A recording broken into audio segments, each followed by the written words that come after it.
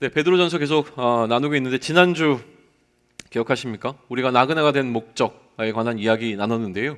그 목적은 무엇이냐면 우리를 어두운 데서 불러내셔서 어디로? 빛 가운데로 들어가게 하신 그 아름다운 이의 덕을 선전하기 위하여 우리를 부르셨다라고 하는 것으로 이야기 나눴던 게 지난 시간이었습니다. 그리고 이제 우리가 욕심 내야 되는데 우리가 욕심내는 것 가운데 하나님을 더 경험하자 뭐 이런 얘기들 나눴던 게 지난 시간 이야기였어요.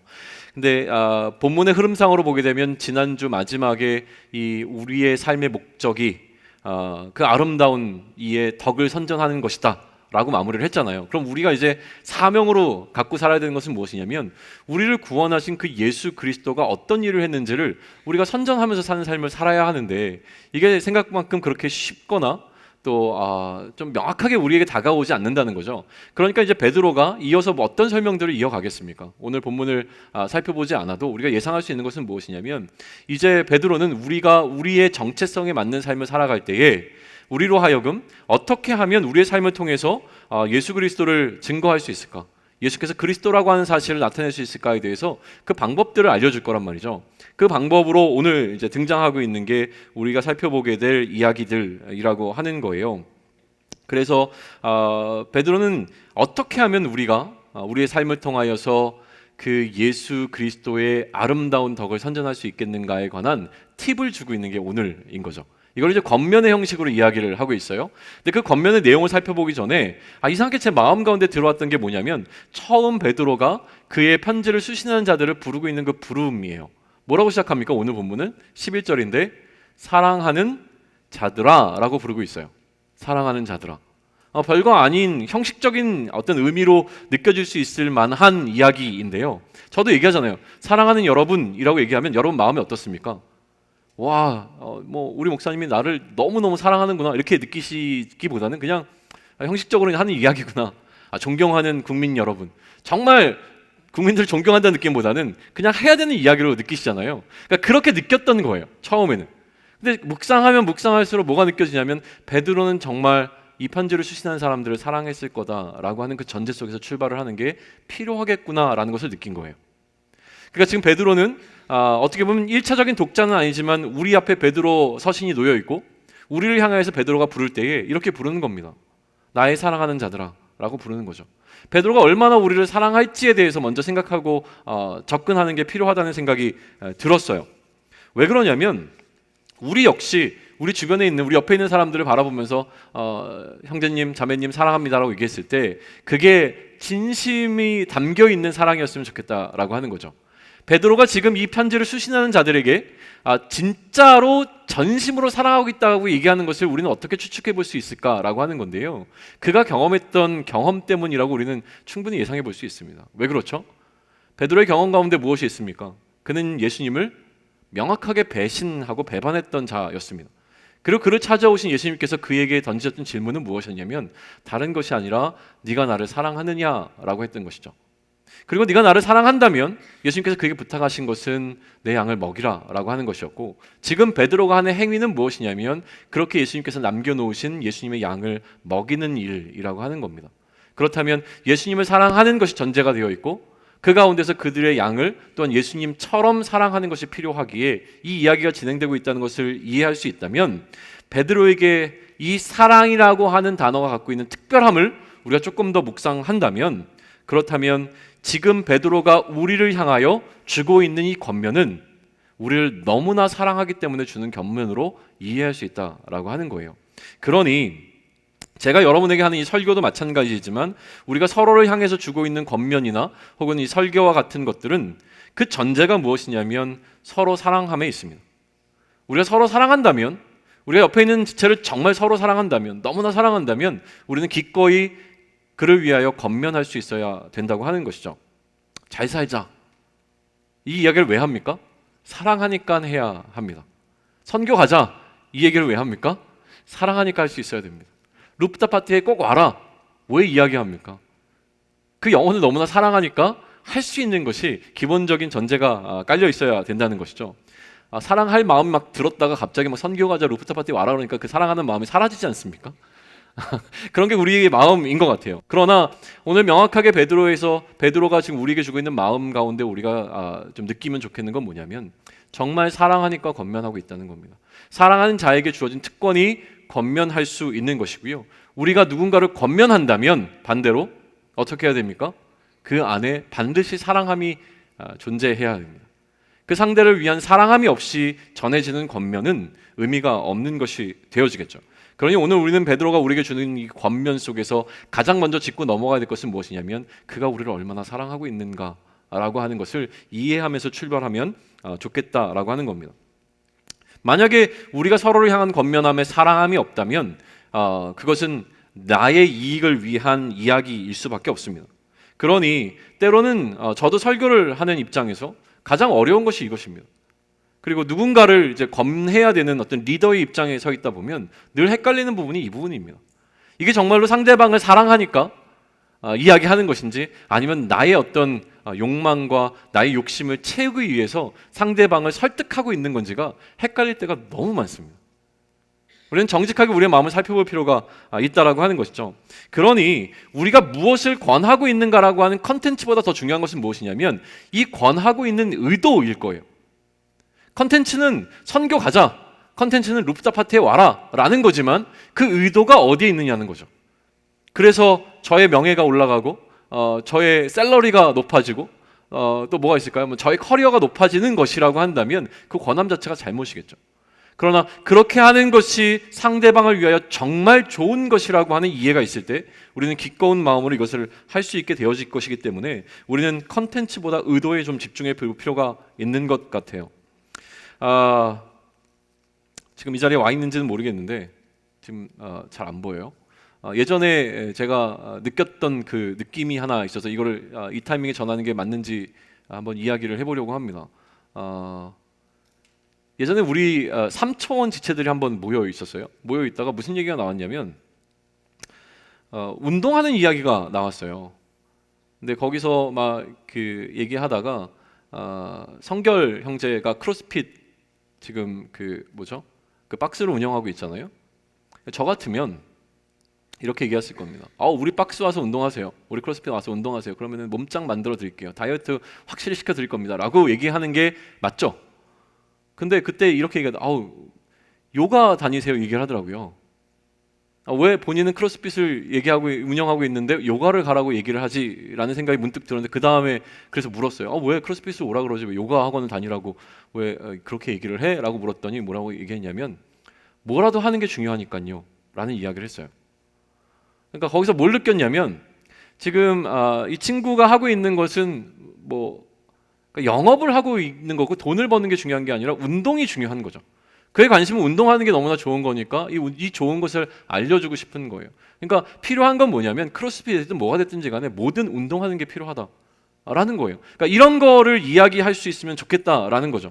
정말로 우리가 무엇인가를 권할 때 나의 이익을 채우는 방식이 아니라 그 사람을 위해서 얘기해 줄 수 있다면 누군가 내가 장사를 하고 있는데요. 어떤 사람이 와서 물건을 사려고 해요.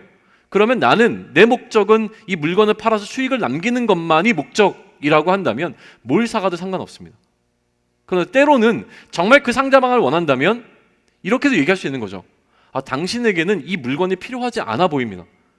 그러니까 나는 팔면 이익이 나겠지만 당신을 위해서는 안 사시는 게 좋을 수 있을 것 같아요. 사지 마세요. 오히려 사놓고 이거는 그냥 돈을 허비하는 것이 될 겁니다. 라고도 얘기할 수 있는 결단함이 있겠는가? 라는 이야기들을 좀 해보면 어떨까 하는 생각이 들었어요. 핵심은 무엇이냐면 지금 우리가 무엇인가를 권할 때 나의 유익을 위해서 권하는 권면이 아니라 누구를 위하여? 상대방을 위하여 권하는 권면에 관한 이야기를 하고 있는 것이고요. 지금 베드로도 우리를 향하여 자신의 유익이 아니라 분명하게 우리를 사랑하기 때문에 전하는 권면이니 이 권면을 우리가 한번 이해하고 받아들이고 그러니까 귀 기울여 보자라고 하는 겁니다.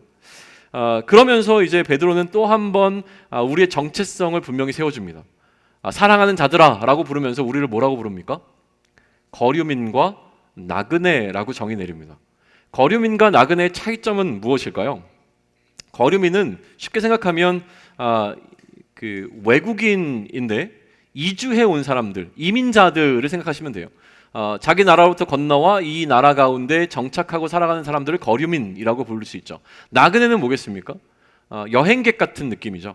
그러니까 여기 정착하고 있지는 않지만 잠시 여기서 뭔가 여행이라는 어떤 목적 때문에 이렇게 있는 사람들을 나그네라고 부를 수 있을 것 같아요. 굳이 뭐 이렇게 명확하게 구분할 필요는 없는 것 같지만 어쨌든 지금 베드로는 그 편지를 수신하고 있는 사람들이 다른 나라에 거하고 있는 디아스포라라고 하는 사람들이었기 때문이기도 하지만 지난번에 얘기했듯이 우리가 이 세상을 바라보는 관점이 나그네와 같아야 되기 때문에 나그네라고 하는 개념을 계속 도입하고 있죠. 이 나그네라고 하는 개념을 좀 더 이해하기 위해서 지난번에 우리가 시도했던 것은 무엇입니까? 성경에서 이야기하고 있는 구원이 갖고 있는 시간 개념인데요. 그때 설명했던 게 기억이 나십니까? 이미와 아직의 긴장 가운데 놓여 있다고 했습니다. 우리는 이미 구원받은 자들이지만 또 아직 우리가 받은 구원은 완성되지 않았다라고 하는 이 긴장 속에 우리가 놓여 있기 때문에 그 속에 존재하는 우리가 바로 나그네와 같은 삶을 살아갈 수밖에 없다라는 이야기를 했죠. 이걸 조금 더 다시 한번 설명을 합니다. 구원에 대한 개념을 설명했는데 구원이란 무엇이었습니까? 우리가 죄와 사망의 나라로부터 건짐을 받아 어디로? 하나님 나라로 옮겨지는 겁니다. 이게 어떤 장소의 개념의 옮김뿐만이 아니라 소속의 개념으로 보게 된다면 이제는 우리는 누구의 소속이 된 겁니까? 죄와 사망의 나라의 종노릇하는 것이 아니라 하나님 나라 백성 된 것이 구원받게 된 것이죠. 또 여기서 무슨 이야기를 했냐면 하나님 나라의 백성 되었다고 하는 것은 이제 영원토록 하나님과 함께 삶을 살아갈 수 있게 되어진 것입니다. 그러니 그냥 시간만 계속 흘러가는 것이 아니라 하나님과 영원히 함께 살 수 있는 그 삶을 영생이라고 부른다라고 이야기를 했죠. 그러니 결국 여기서 얘기하는 것은 무엇이냐면 우리는 이제 구원받았다라고 하는 것은 무엇이냐면 이미 구원받았다는 것은 우리가 하나님 나라의 백성 되었다는 것입니다.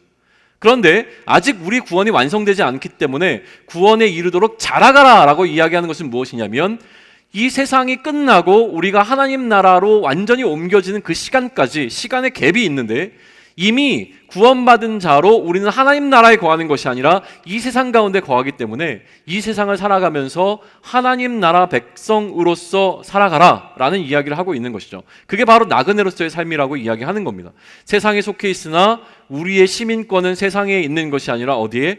하늘나라에 있다라고 하는 인식 가운데 이 세상을 살아가는 것, 그게 지금 베드로가 이야기하고 있는 나그네라고 하는 설명이라고 말씀을 드렸습니다. 그런데 베드로의 요청은 무엇이었냐면 그렇게 이 세상 가운데 거하는 하나님 나라의 시민권을 갖고 있는 우리가 그냥 하나님 나라가 올 것을 막연히 시간이 흘러가는 흐름 속에서 기다리고만 있어라고 얘기하는 것이 아니라 이 세상 가운데 우리가 반드시 해야 하는 우리의 사명이 있다라고 하는 것이죠. 그것은 무엇이냐면 순결하고 신령한 젖을 사모하는 방식으로 자라가야 된다라고 이야기를 합니다.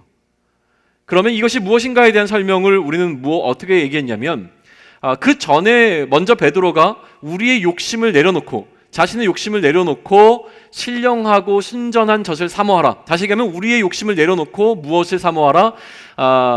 하나님을 향하여 욕심내라. 그럼 이 하나님 향해서 욕심을 내는 것을 우리는 어떻게 정의 내렸습니까? 하나님을 더 경험하기 위하여 몸부림치는 것이죠. 더 크신 하나님을 알기 위하여 몸부림치는, 하나님을 경험하기 위해서 애쓰는 방식으로 우리는 거기에 더 욕심내면서 선교도 가고 예배도 참여하고 또 말씀도 읽고 루프탑 파티도 당연히 오고 이런 방식으로 하나님을 더 경험하기 위해서 애쓰면서 살아가자라는 이야기를 하게 되었던 것이죠. 이 자라감이라고 하는 것을 다른 의미로는 나그네로 살아가는 삶이라고 우리는 이야기할 수 있을 것 같습니다.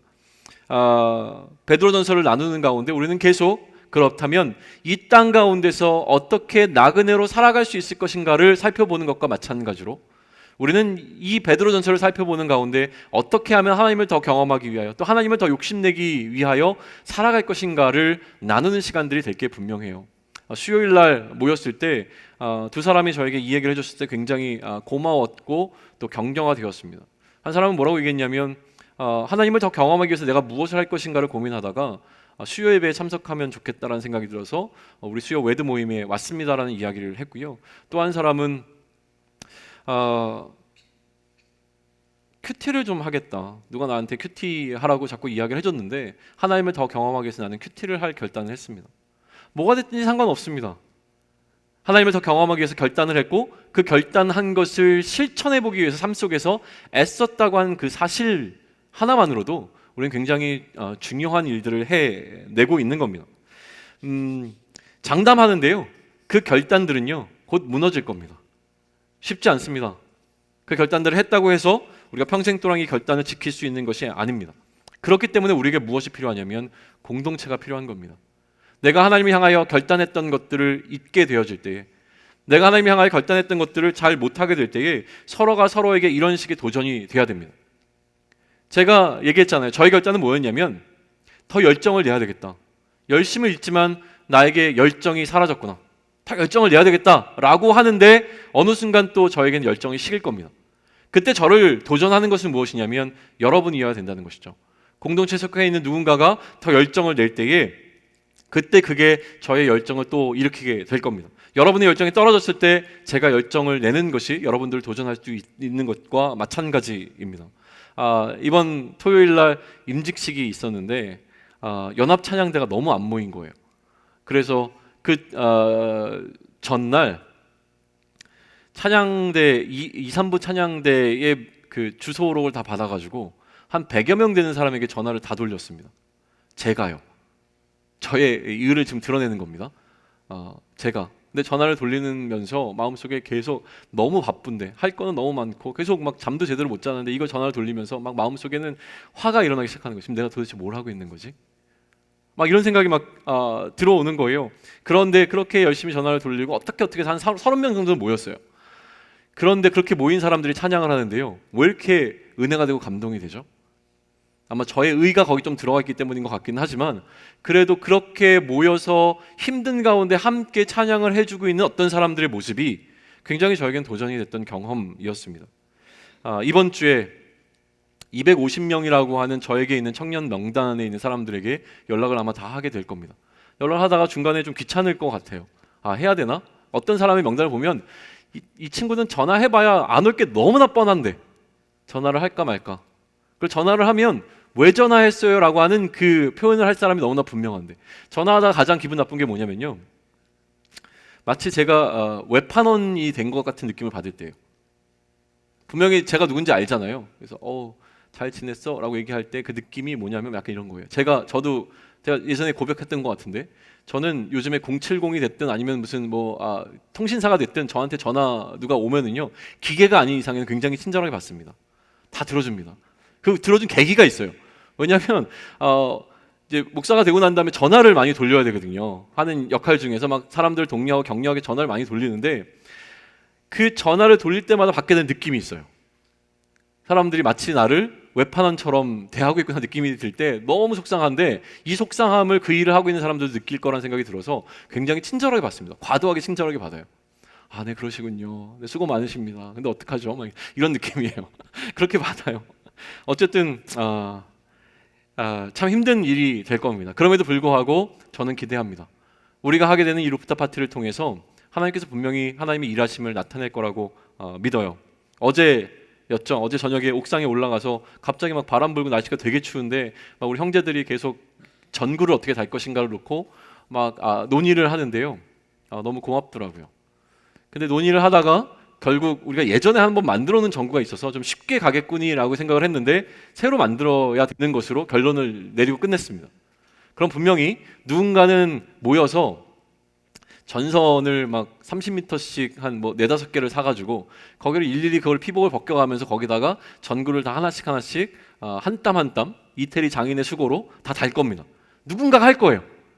누군가는 그냥 와서 와 멋있다, 좋네 라고 하는데 이거를 하는 사람은 하면서 이 생각을 할 거예요. 내가 왜 이거를 지금 이 전선 피복을 내가 까고 있는 거야? 막 이러면서 막 힘들어 죽겠네 이러면서 막 이거를 시킨 박철원 욕하면서 막 계속 이 일을 해 나갈 거예요. 되게 힘들 거예요. 그런데 우리는 마음에 이런 생각을 해야 됩니다. 이 전구가요, 우리의 마음을 부드럽게 할 겁니다. 그날 그 행사에 참석한 사람들에게 굉장히 따뜻한 마음을 주게 될 게 분명해요. 전구는 분위기이거든요. 그리고 그렇게 참여한 사람들의 마음이 따뜻해졌을 때에 토크를 하기 위해서 혹은 노래를 하기 위해서 방문하고자 하는 이 세 그룹의 사람들의 마음도 역시 거기에 영향을 받습니다. 제가 말씀을 지금 전하고 있잖아요. 여러분들의 태도가 제가 말씀을 전하는 거에 영향을 줍니다. 관심 없어 하면 저도 빨리 끝내고 싶어요.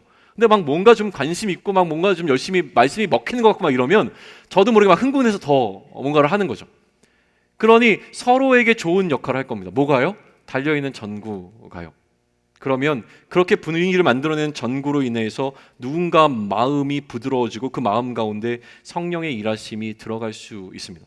그러면 지금 우리가 쭈그리고 앉아서 전선의 피복을 벗기고 거기다가 테이프를 감는 이 작업들은요, 그냥 전선의 피복을 벗기는 것이 아니라 우리의 강팍하고 완악한 마음을 벗겨내는 작업이 될 것이 분명합니다. 그런 겁니다. 우리가 일하고자 하는 것은 그러한 마음들이라고 하는 것이죠. 우리 마음의 단단한 고무보다 훨씬 더 질긴 그 마음의 껍질이 벗겨지는 것과 같은 사역을 우리는 하는 것이죠. 그러니 아닙니다. 오늘 예배 끝나고 나면은요, 우리 막 연습도 할 거고요. 오늘은 또 다목적실에 모여가지고 서로의 발냄새를 풍기면서 이 초대장 만드는 작업을 또 할 거예요. 하다 보면 막 짜증 날 거예요. 내가 좀 이러려고 교회를 왔나, 자괴감도 들 거고요. 도대체 내가 지금 뭐 하고 있나? 공장에서 공돌이도 아니고 막 지금 내가 지금 뭐 하고 있는 거야? 막 이러면서 막 되게 불편한 마음을 가질 수 있어요. 그런데 역시 도전합니다. 그렇게 우리가 만들어 놓은 패키지 하나 가지고 또 끝나고 난 다음에 거리로 나갈 거예요. 나가서 아는 사람 만나면 쪽팔리기도 하잖아요. 그런데 그걸 들고 막 사람들이 가서 얘기할 거예요. 혹시 청년이세요? 막 이러면서 청년 맞으시면 이것 좀 가져가세요. 막 이러고 막 드릴 거예요. 어떤 사람들은요, 가보면 알아요. 제가 한번 향남 지역에 전도 한번 했잖아요. 제가 뭐 안 좋은 거 주는 것도 아니거든요. 근데 막 됐어요. 막 이런 표정으로 가는데요. 그래서 저는 요즘에 길거리에 저한테 뭐 주는 사람 있으면 어떻게 하겠습니까? 굉장히 친절하게 받습니다. 무조건 받습니다. 그 전단지라고 해도 무조건 받아요. 그 마음의 상처가 어마어마합니다. 거절감이라고 하는 거는요, 여러분 느껴보셔요. 막 가는데 좋은 거잖아요. 사탕이고 막 좋은 건데 교회에서 안 받아요 이러고 가요. 그래도 우리는 꿋꿋하게 오늘 이 땅에 있는 청년들에게 잘 그걸 전했으면 좋겠고요. 기도하는 마음으로 잘 정하면 좋겠습니다. 그런데 그렇게 우리가 전했던 그 하나의 패키지가요, 혹시라도 누군가 나에게 손을 내밀어주면 좋겠다라고 하는 마음을 갖고 있었던 어떤 사람에게 그가 기다려왔던 손길이라고 한다면 어떻게 되겠습니까? 우리 여기 모여있는 사람들 한 100여 명이 되는 사람들이 길거리에 나가서 정말 수고할 거예요. 한 500명이 되는 사람들, 한 사람이 한 5명씩을 만납니다. 근데 그 5명 가운데, 우리가 만난 500명 가운데 한 사람이 우리가 전한 이것을 통하여서 다시금 그리스도께 돌아오는 일이 생긴다면, 그러면 우리의 수고는 어마어마한 값어치를 갖고 있는 게 될 게 분명합니다. 우리의 나그네로 살아가고자 하는 결단이 무너지려 할 때 베드로는 계속 우리에게 이렇게 도전하고 있는 것이고요. 오늘 그러면 어떻게 하면 아름다운 다운 선전할 수 있지 구체적인 방안을 이제 제시해 줄 겁니다. 간단하게 얘기하면 오늘의 권면은 영혼을 거슬러 싸우는 육체의 정욕을 제어하라라는 겁니다. 같이 한번 해볼까요? 영혼을 거슬러 싸우는 육체의 정욕을 제어하라. 너무 긴가요? 잘라서 해볼까요? 영혼을 거슬러 싸우는 육체의 정욕을 제어하라. 네, 이게 베드로가 우리에게 주는 권면이에요. 그런데 얼핏 들으면 너무나 쉬운 이야기라보다 너무 많이 들었던 거잖아요. 육체의 정욕을 제어하라. 이건 모르는 이야기 아닙니다. 육체의 정욕을 제어해야지 라는 이야기를 들을 수 있어요. 그러니까 이 얘기를 딱 들었을 때 마음속에 막 결단함이 막 들어오십니까? 와! 육체의 정욕을 제어하는 한 주를 살아야지. 막 결단하고 이제 나가가지고 이게 다 됩니까? 안 되는 거죠. 그러니까 추가적인 설명이 더 필요할 겁니다. 그 이야기를 계속 나눠 보시죠. 육체의 정욕은 우리가 지금 계속 나누고 있는 어떤 논의 속에서 본다면 그냥 욕심입니다. 간단하게 얘기하면 우리의 욕심이 되어지죠. 정확하게는 내 욕심입니다. 나를 위한 욕심을 내려놓음에 대해서 베드로는 지금까지 가장 강조하고 있는 것 같아요. 왜 그럴까요? 이 역시 저는 베드로에게 그러한 경험이 있기 때문이라는 생각을 해보았습니다. 베드로는 그가 경험했던 이전의 경험뿐만이 아니라 지금까지 인생을 살아오는 과정 속에서 가장 우리의 영혼을 힘들게 하는 것 가운데 하나가 무엇이냐면 자신의 욕심이라고 하는 것을 깨달았던 것 같습니다. 그러니 계속 우리에게 도전하는데 어떻게 도전합니까? 내 욕심을 내려놔야 돼. 베드로 우리에게 주고 있는 이 권면들의 핵심은 지금까지는 그거였습니다. 네 욕심 내려놔야 돼. 자기 욕심 좀 내려놔. 그래야 된다. 이 얘기를 계속하고 있는 것처럼 느껴져요. 나그네로 살지 못하게 하는 것의 가장 강력한 대적이 무엇이라고요? 욕심이라는 겁니다. 그러면 우리는 조금 더 깊이 생각해보면 이렇게 생각할 수 있습니다. 나그네로 살아가는 자들에게 욕심이 생기면 어떤 일이 일어나겠습니까? 지금은 어렵게 얘기했어요. 영혼을 대적한다 막 이런 얘기 했는데 영혼 대적 뭐라고 그랬죠? 영혼을 거슬러 싸운다라고 이야기를 했는데요. 영혼을 거슬러 싸운다는 표현 말고요. 그냥 쉽게 생각해 보시죠. 내가 지금 이 땅 가운데 나그네로 살고 있어요. 근데 나그네에게 나그네라고 하는 정체성을 잃어버리게 하는 것은 무엇일까요? 답이 정착이기 때문에 헷갈렸어요. 나그네라고 하는 정체성을 잃어버리게 하는 것은 나그네가 거기에 정착해 버리는 겁니다. 우리는 이 세상 가운데서 나그네로 살아갑니다. 그러니까 이 세상에 영원토록 거하는 자가 아니라는 거예요. 우리는 이 세상 가운데 거류민으로 살아갑니다. 그 얘기는 무엇입니까? 여기에 정착해서 살아가고 있는 것처럼 느껴지지만 실제로 우리는 이민자라는 거예요. 결국 우리의 본향은 어디라는 거죠? 하나님 나라라는 거예요. 그러니 우리가 이 세상을 거류민으로 나그네로 살아갈 때 가장 우리를 힘들게 하는 것은 무엇이냐면 나그네라고 하는 정체성을 내려놓는 겁니다. 어떻게 하면 내려놓을 수 있습니까? 여기에 정착하면 돼요. 이 세상의 정착민으로 살면 되는 겁니다. 어떻게 해요? 세상을 욕심내기 시작하는 겁니다. 만약에 우리가 여행을 가거나 선교를 갔을 때 가장 이런 얘기 많이 합니다.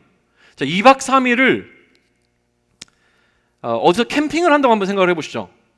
캠핑을 갈 때 챙겨야 되는 물건 리스트가 있을 거예요. 근데 막 냉장고도 가져가야 되고 TV도 가져가야 되고 막 이런 거에 막 신경 쓰지 않거든요. 왜냐하면 2박 3일 있다 올 거니까요. 어떨 때는 씻는 것도 별로 중요하지 않아요. 2박 3일 있다 집에 가서 씻으면 되지. 이게 나그네의 마음이거든요. 근데 어느 순간 우리는 선교지에 갔을 때 선교지가 너무 불편해도 괜찮은 이유가 있어요. 왜냐하면 한 일주일, 한 10일만 있으면 집에 돌아가잖아요. 그리고 선교지가 요즘 우리가 가는 선교지는요 그렇게 힘든 데 가지 않습니다. 그래서 어떨 때는 집보다 더 좋아요, 사실은. 그러니까 걱정은 하지 마시고요. 얘기를 하는 거예요. 선교지 갔을 때 좀 힘들더라도 우리가 견딜 수 있는 이유는 무엇입니까? 시간이 지나면 돌아가니까요. 그거거든요. 그런데 우리가 나그네라고 하는 정체성을 잃어버리게 되는 이유는 무엇입니까? 욕심이 날 때입니다. 베드로는 이걸 알았던 것 같아요. 세상에 대한 욕심이 생기기 시작합니다. 더 좋은 집에 살았으면 좋겠고, 더 좋은 명예를 얻었으면 좋겠고, 더 많은 재물이 이 땅 가운데 있었으면 좋겠고, 또 더 어떤 즐거움들을, 세상이 주는 즐거움들에 우리의 마음을 빼앗기 시작하면 우리는 여기가 더 좋다. 이제 안 갈 거야. 하나님께서 우리에게 약속하신 하나님 나라 안 가도 괜찮아. 왜냐하면 여기가 더 좋으니까.가 되어지는 이야기를 지금 하고 있는 겁니다. 그러니 나그네를 도전하는 것은요, 이곳에 머물고 싶어하는 욕심인 것이에요. 이곳이라고 하는 것은 사실은 장소의 개념을 뛰어넘습니다. 세상으로 상징되어지는 곳은 어디냐면 하나님이 거하시지 않는, 하나님의 임재를 경험할 수 없는 곳입니다. 그러면 하나님 나라라고 하는 것은 또 다른 어떤 장소의 개념이 아니라 하나님이 거하시는 곳이라고 하는 것을 이해할 수 있어야 되는 것이죠. 그러니 우리가 세상에 다시금 정착하고자 하는, 나그네로서의 정체성을 내려놓고자 하는 것은 어떤 의도냐면 우리가 이전의 삶으로 다시 돌아가고자 하는 것입니다. 나쁜 짓을 하는 삶으로 돌아가자고 하는 게 아니에요. 우리 가운데 누구도 나쁜 짓을 하고 싶어하는 사람은 없어요. 그런데 뭘 하고 싶어 하냐면 하나님이 없었던 삶을 동경합니다. 하나님이 나의 삶 가운데 무언가 조금은 걸리적거리는 느낌을 받게 되어질 때, 하나님을 인해서 불편하고 부담감이 느껴질 때에 하나님이 없는 삶이 더 편했는데라는 생각을 갖게 되어지는 것이죠. 나쁜 짓을 한다는 것이 아니라 지금 이 나쁜 짓은 무엇이냐면 하나님의 명령에 순종하지 않아도 되는 자유로운 삶을 꿈꾸게 되어지는 것입니다. 그래서 왜 지금 육체의 정욕이라고 하는 것을 다시 이 타이밍에서 이야기하고 있는가에 대한 것을 12절이 조금 더 구체적으로 설명해 주는데요. 우리 12절을 한 목소리로 같이 한번 찾아서 읽겠습니다. 찾으셨나요? 같이 읽습니다. 자, 시작. 너희가 이방인 중에서 행실을 선하게 가져 너희를 악행한다고 비방하는 자들로 하여금 너희 선한 일을 보고 오시는 날에 하나님께 영광을 돌리게 하려 함이라. 지난 시간 설명을 돌아보면요, 지난 시간에 이런 이야기가 있었어요. 그러나 너희는 택하신 족속이요 왕같은 제사장들이며 거룩한 나라요 그의 소유가 된 백성이다. 왜 너희가 이런 정체성을 갖게 되었냐면 너희를 어두운 데서 불러내어 그의 기이한 빛에 들어가게 하신 이의 아름다운 덕을 선포하게 하려 하심이라 라는 이야기를 했죠. 그리고 오늘 12절에서 뭐라고 얘기하냐면 너희가 이방인 중에서는 무슨 얘기했어요? 세상 가운데서 행실을 선하게 가져서 너희를 악행한다고 비방하는 이 세상 사람들로 하여금 너희가 행하는 그 선한 일을 통하여 어떻게 오시는 날에 하나님께 영광을 돌리게, 다시 얘기하면 우리를 기이한 빛에 들어가게 하신 이의 아름다운 덕을 선포하게 하려 하심이라는 것과 맥을 같이 하는데, 그러면 이것을 하기 위하여 우리에게 필요한 것이 무엇이라고요? 선한 행실을 하라라는 이야기를 하고 있는 겁니다. 그렇다면 우리의 문제는 무엇이냐면 이러한 덕이 선전되지 않고 있는 겁니다. 우리를 기이한 빛에 들어가게 하신 예수 그리스도의 아름다운 덕이 선전되지 않는 이유는 무엇이냐면 우리가 선을 행하지 않기 때문이라고 하는 것이죠. 더 구체적으로 얘기하면 세상 사람들의 눈에 우리가 그렇게 선해 보이지 않는다는 게 문제입니다. 왜 이런 일이 발생했을까라고 하는 것인데요, 오히려 우리의 삶이 세상 사람들의 눈에 바라봤을 때 악하게 보이기 때문에 비방거리가 되어진다 라고 하는 베드로의 이야기가 오늘을 살아가는 우리 그리스도인들에게 여전히 도전이 되고 있다는 생각이 들지 않습니까? 어떤 의미에서는 너무 이해가 되는 말이죠.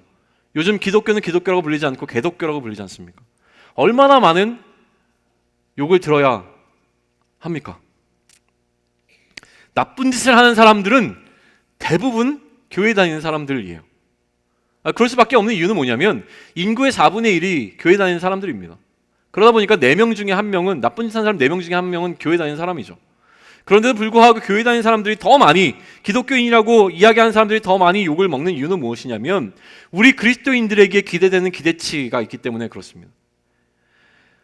아울러 우리는 스스로 어떻게 세상을 향하여 이야기하냐면요, 마치 이스라엘 백성들이 갖고 있었던 선민의식을 우리는 갖고 있습니다. 그러니 지금 우리는 자꾸 무슨 얘기를 해요? 우리는 세상과 달라. 우리는 세상과 구별되어야 돼. 나는 너희와 달라. 왜냐하면 나는 하나님을 믿는 사람이야. 너 왜 그렇게 해야 돼? 나는 교회 다니는 사람이니까 이렇게 해야 되는데요? 라고 하는 그 특정한 울타리를 우리가 만들어 놓았습니다. 우리는 그리스도인이니까, 교회 다니는 사람이니까, 예수님의 제자이니까, 나는 구원받은 사람이니까 라고 하면서 세상 가운데서 스스로 우리를 구별시켰습니다. 근데 구별시킨 자들이 그렇게 구별된 자로서의 삶을 제대로 살아냈으면 되는데 제대로 살지 못한 것이 문제라고 하는 것이죠. 왜 그렇습니까? 특권의식만 있었지 우리는 그 특권의식 가운데 우리 욕심을 더하는 방식으로 살아냈기 때문인 것이죠. 변질이 되기 시작했습니다. 그래서 요청하는 겁니다. 행실을 선하게 가져라. 행실을 선하게 갖는다는 것은 우리가 알고 있는 선한 행위를 한다는 것보다 훨씬 더 높은 차원으로 이해하셔야 됩니다. 길거리를 가다가 쓰레기를 줍는 것으로 세상 사람들의 마음을 다시 돌이킬 수 있다, 맞는 이야기일 수 있어요. 근데 그 정도의 차원은 어떤 선한 행실이 아니라 지금 여기서 얘기하는 것은 무엇이냐면 선한 행실이란 내 욕심을 부리지 않는 것입니다. 베드로가 지금 여기 얘기하고 있는 선한 행실을 통하여서 사람들에게 그리스도의 아름다운 덕을 선전하라고 하는 것은 내 욕심을 부리지 않는 것이 선한 행실이라고 하는 것인데요, 거기에 관한 구체적인 설명을 13절과 14절에서 하게 되는 겁니다. 우리가 생각하지 못한 구체적인 겉면을 주고 있는데요, 13절과 14절을 우리가 한 목소리로 읽겠습니다. 찾으셨습니까? 같이 읽습니다. 시작. 인간의 모든 제도를 주를 위하여 순종하되 혹은 위에 있는 왕이나 혹은 그가 악행하는 자를 징벌하고 선행하는 자를 포상하기 위하여 보낸 총독에게 하라. 자, 베드로는요 이제 우리로 하여금 선행하는 일에 관하여 혹은 아름다운 이의 덕을 선전하는 방법들에 대해서 구체적인 방안을 제시해 줄 거예요. 지금 오늘 우리가 집중하게 되는 것은 무엇이냐면 위정자에게 그렇게 하라고 하는 것을 첫 번째로 꼽습니다. 소위 얘기하면 정치인들에게, 혹은 이번에 뽑힌 대통령에게, 혹은 나라를 지금 다스리고 있는 어떤 자들에게 그렇게 하라는 이야기를 해요. 그런데 지금부터 우리의 마음이 복잡해지기 시작할 겁니다. 왜 그러냐면 우리는 너무 많이 들어왔던 얘기가 뭐냐면 세상의 질서를 따르지 말고 어디의 질서를 따르라고요? 네, 하늘의 질서, 하나님 나라의 질서를 따르라는 이야기를 너무나 많이 들어왔어요. 그런데 지금 다시 무엇을 얘기하냐면 세상의 질서에 순종하라라는 이야기를 듣게 되어집니다. 이거를 어떻게 해야 될 것인가 라고 하는 거예요. 자, 직장에서 주일날 근무해, 안식일, 주일 그런 거 필요 없어, 일해 라는 이야기를 들었습니다. 순종해야 되나요? 순종하지 말아야 되나요? 학교에서 종교적 행위를 금지하는 학교령이 발표됐습니다. 그러면 학교에서 종교적 행위를 해야 되나요? 하지 말아야 되나요? 우리의 마음이 복잡해질 수밖에 없습니다. 그런데 오늘 베드로는 분명하게 우리에게 이야기합니다. 일단 정해지면 따라야 된다고 이야기합니다. 물론 조금 다른 차원의 세상의 질서이겠지만 우리는 그냥 간단하게 이야기합시다. 세상의 질서가 그렇게 흘러가고 있으면 일단 베드로는 뭐라고 이야기합니까? 따라야 된다고 이야기합니다. 그러나 문제는 무조건적인 복종이 아니라고 하는 거예요. 따라야 하는 것이 원칙이지만 만약에 우리가 바꿔야 한다면 그 역시도 합법적인 틀 안에서 행해져야 되는 겁니다. 세상의 질서 가운데서 그걸 바꾸기 위해 노력해야 된다는 이야기를 하는 거죠. 이전에 대통령 탄핵에 관한 이야기를 할 때 제가 명확하게 저는 대통령 탄핵을 사실은 좀 지지하는 입장인 거 여러분들 아시지 않습니까? 그거를 막 이렇게 페이스북에다 막 올려놨더니 이제 질문이 들어왔어요. 성경에 보게 되면 권위에 순종해야 된다고 이야기하는데 이렇게 하는 것이 성경적으로 틀리지 않습니까? 라는 이야기를 했기 때문에 제가 거기는 답변을 그때 하면서 이야기했던 게 있어요. 뭐냐면 권위에 대해 복종하는 것은 맞다. 복종해야 된다. 그럼 만약에 이 권위에 대해서 문제가 있다면 그것을 밝히는 방식 또한 우리가 민주적인 절차에 의해서 이 권위를 선출했기 때문에 민주적인 방식에 의해서 그 부분도 우리가 의견을 표출하면 된다라는 이야기를 해줬던 게 기억이 납니다. 세상의 질서에 관한 베드로의 생각을 우리는 더 깊이 살펴보려고 하는데요. 우리는 두 가지를 살펴볼 수 있습니다. 13절부터 15절까지를 같이 읽겠습니다. 준비되셨습니까? 같이 읽습니다. 인간의 모든 제도를 주를 위하여 순종하되 혹은 위에 있는 왕이나 혹은 그가 악행하는 자를 징벌하고 선행하는 자를 포상하기 위하여 보낸 총독에게 하라. 곧 선행으로 어리석은 사람들의 무식한 말을 막으시는 것이라.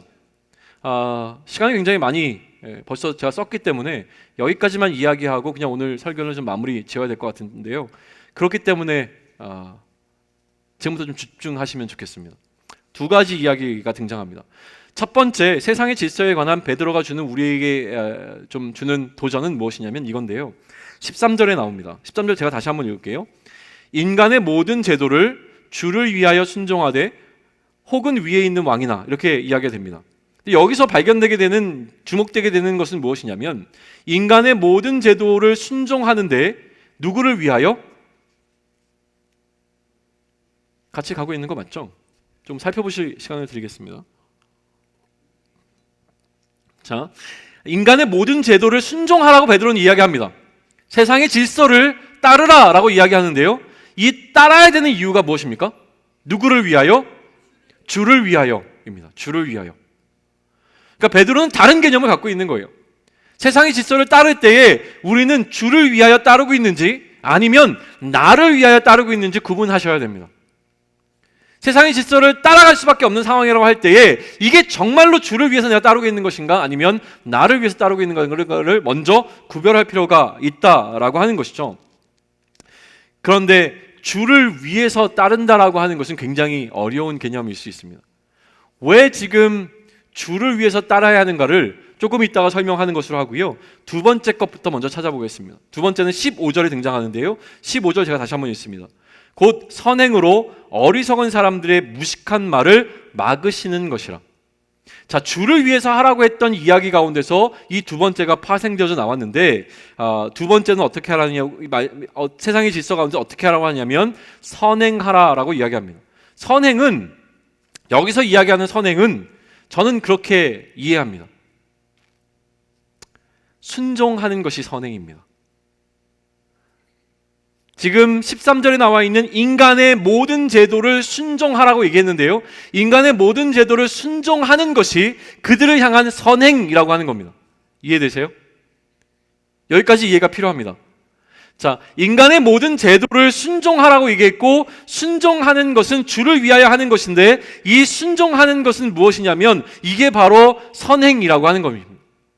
그러면 이렇게 선행을 하는 이유가 필요한 것이죠. 자, 다시 한번 정리합니다. 인간의 모든 제도를 순종해야 되는 것은 누구를 위해서 하는 것입니까? 주를 위하여 하는 것인데, 이렇게 순종하는 것이 무엇이냐면 바로 선을 행하는 것이라고 설명했습니다. 그리고 이렇게 선을 행하는 것은 누구를 위하여 하는 것이냐면 어리석은 사람들을 위하여 하는 것입니다. 어리석은 사람들은 누구냐면, 우리가 수요일날 잠언을 나누면서도 이야기했지만 성경에서 이야기하는 지혜로움과 어리석음은 기준이 명확합니다. 그것은 선택의 문제입니다. 무엇을 선택하느냐로 이야기해요. 지혜를 선택할 것인가 아니면 지혜가 아닌 어리석음을 선택할 것인가로 성경은 이야기를 합니다. 그러니까 선택의 문제라는 거예요. 우리가 십자가를 선택할 것인가 십자가를 선택하지 않을 것인가로 어리석음과 지혜로움을 설명하는 것이 바울의 설명입니다. 미련한 자에게는 넘어지게 하는 것이 십자가의 도이지만 우리에게 십자가는 구원을 주는 능력이라고 이야기합니다. 그러니 지혜로운 자가 되기 위해서는 십자가를 선택해야 된다고 이야기하는 것이죠. 베드로는 지난 시간에 우리에게 무엇을 얘기했습니까? 예수 그리스도라고 하는 그 도를 선택하라고 이야기했습니다. 누군가는 그것을 모퉁이 돌로 삼으셨다. 누가요? 하나님께서. 그러니 우리 또한 그 모퉁이 돌이신 산돌이신 예수께로 나아가자라고 이야기합니다. 그러나 그 예수 그리스도를 선택하지 않은 자들에게 예수 그리스도는 어떤 돌입니까? 걸려 넘어지는 쓸모없는 돌일 수밖에 없습니다. 그 얘기를 하고 있는 겁니다. 그러니 우리가 이 땅에 나그네로 존재해야 되는 이유는 무엇이냐면 어리석은 자들, 다시 얘기해서 예수를 그리스도로 선택하지 않은 자들을 위하여 선행을 행하기 위해서 존재하는 겁니다. 그 선행은 무엇입니까? 인간의 모든 제도를 순종하는 것인데 왜 순종합니까? 주를 위하여 하는 것입니다. 우리가 삶의 목적은 무엇입니까? 그 그리스도의 아름다운 덕을 선전하는 삶을 살아가는 것이 우리의 사명입니다. 그러니 이 땅을 살아가면서 그 기이한 빛 가운데를 들어오지 않은 어리석은 사람들에게 우리는 그 덕을 선전하기 위하여 먼저 해야 될 것을 이야기하는데, 오늘 베드로가 우리에게 주는 권면은 무엇입니까? 인간의 모든 제도를 순종하라라고 하는 것입니다. 더 구체적인 설명을 해야 되는데 우리는 다음 시간에 또 이야기를 반복해서 할 것이기 때문에 여기까지만 생각하고 넘어가겠습니다. 여기서 우리가 생각하고 싶은 두 가지는 무엇이냐면, 첫 번째, 지금 나그네로 살아가는 자들에게 그 나그네로서의 삶에 주어진 삶의 목적은 아름다운 덕을 선전하는 삶을 사는 것인데, 이 아름다운 덕을 선전할 때에 기억해야 될 두 가지가 있다고 하는 것입니다. 우리는 첫 번째로 하나님을 위하여 우리의 삶을 살아야 됩니다. 하나님을 위하여 순종해야 되는 것이죠. 두 번째는요, 어리석은 사람들, 다시 얘기하여 우리가 아닌 다른 사람들을 위하여 사는 삶을 살라고 이야기합니다. 그러면 여기서 나는 어디 있습니까? 나에 관한 이야기는 하고 있지 않아요. 우리의 삶의 목적이 어디에 있습니까? 하나님을 위하여 살아야 되는 것이고, 또 한 가지는 무엇입니까? 어리석은 자들을 위하여 사는 삶을 살아내야 된다라고 베드로는 이야기합니다. 그런데 거기에 나는 존재하셨습니다. 나를 위한 이야기는 등장하지 않는다는 거예요. 그게 무엇이겠습니까? 그게 욕심을 내려놓는 것입니다. 나에 관한 이야기가 등장하지 않습니다. 거기까지만 얘기하는 것으로도 오늘 우리의 이야기는 충분하다고 믿습니다. 다시 한번 기억하셔야 됩니다. 우리의 삶을 살아갈 때 우리가 기억해야 되는 것은 하나님을 위하여 사는 삶입니다. 또 한 가지 삶은 무엇입니까? 어리석은 자들을 위하여 사는 삶입니다. 그들 어리석은 것을 조롱하는 삶을 살자고 하는 것이 아니라 그들 역시 우리가 들어간 기이한 빛으로 초대하는 삶을 살아야 되는 것이죠. 그런데 거기에 우리를 위한 삶은 없습니다. 그러니 베드로는 얘기합니다. 나를 위한 삶을 살기 위하여 들어오는 모든 마음을 무엇이라고 정의 내리냐면 그것이 바로 욕심이라고 이야기하는 겁니다. 그러니 우리는 치열하게 싸워야 됩니다. 우리의 영혼을 거스르게 되는 것은 무엇이냐면 우리의 육체의 정욕이라고 하는데요, 육체의 정욕이라고 하는 게 너무 우리한테 강렬한 이미지를 갖고 있으니까 막 성적인 어떤 것 막 이런 것들만 생각하게 되어 있어요. 근데 그게 아닙니다. 나를 위한 삶을 살아가는 삶으로부터 어디로? 하나님을 위한 삶으로, 또한 이 땅 가운데 여전히 예수가 그리스도로 인정되어지지 않는 어떤 사람들을 위하여 나를 기꺼이 내어놓는 방식의 삶을 살아갈 수 있도록 계속 도전해내는 것이 베드로가 우리에게 주고 있는 권면이라고 하는 겁니다. 그런데 우리는 왜 그 삶을 살지 못합니까? 나그네로서의 삶에 대한 정체성을 잃어버리기 때문입니다. 이 땅이 보입니다. 우리는 나그네이고 하나님 나라를 향해 가고 있는 자들입니다.